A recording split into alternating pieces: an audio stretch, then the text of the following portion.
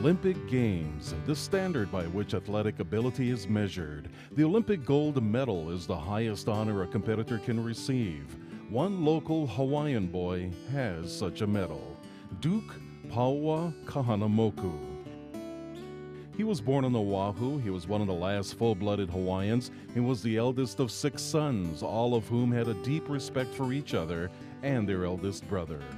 This is Uncle David. He was the second oldest. Uncle Sergeant was the youngest. Uncle Bill was the third oldest.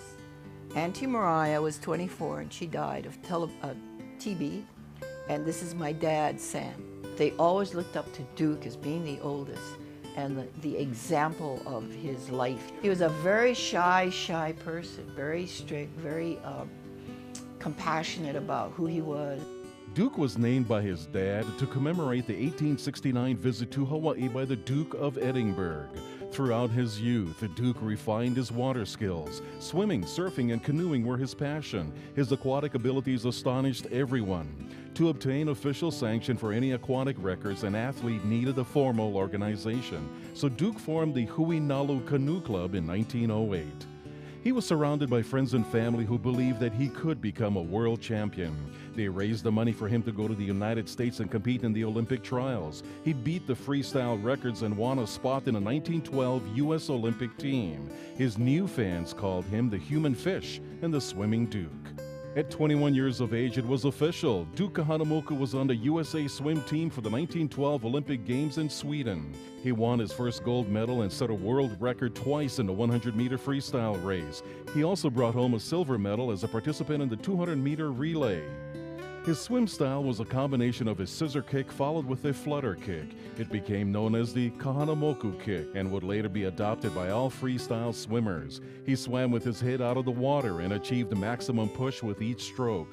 His brother said that Duke's kick was so powerful that his body actually rose up out of the water. In 1920, he went to Antwerp, Belgium. He equaled his own record in the semifinals, then set a new record in the final of the 100-meter freestyle on his 30th birthday. He then went on to compete in the 1924 Paris Olympiad. The defending champ became in second in the 100-meter freestyle after Johnny Weissmuller. He would later joke, "It took Tarzan to beat me."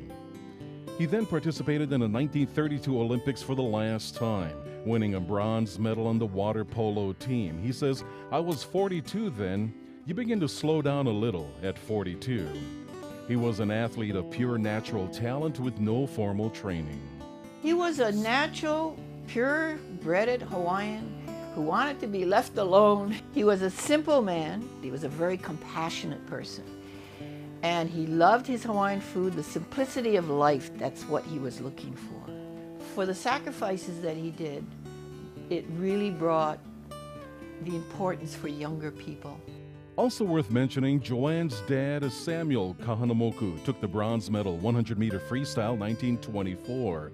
Puakealoha won gold 200-meter freestyle relay and silver at the 100-meter freestyle 1920 games. And Warren Kealoha won 100-meter backstroke golds 1920 and 24 games. He set 4 world records. Following Olympic life, he returned to his first love, surfing.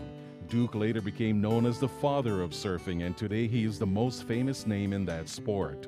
Hollywood took notice of the Duke, and he began a career as a supporting actor. He made more than 30 motion pictures. His first marriage came at age of 50, and after Hollywood, he operated 2 gas stations in Honolulu. In 1932, he became sheriff of the city, and then in 1961, he was paid to greet celebrity arrivals to Oahu. In 1965, he was inducted in the International Swimming Hall of Fame. In 1966, the Surfing Hall of Fame. In 1984, the U.S. Olympic Hall of Fame. This is 1967. See, he died in 1968. Look how long his hands, though. Here he is here. He's so good looking, too, yo.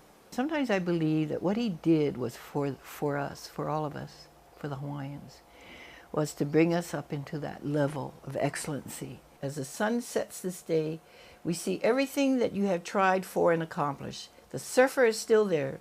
The sail on the horizon is still full. The ocean you love, its action, its challenge will never change. Paoa, we miss you, but you will always be here. The feeling will never change. Paoa, from young to old, we all love you, Duke. You belong to everybody. Neke aloha pumihana na Paoa.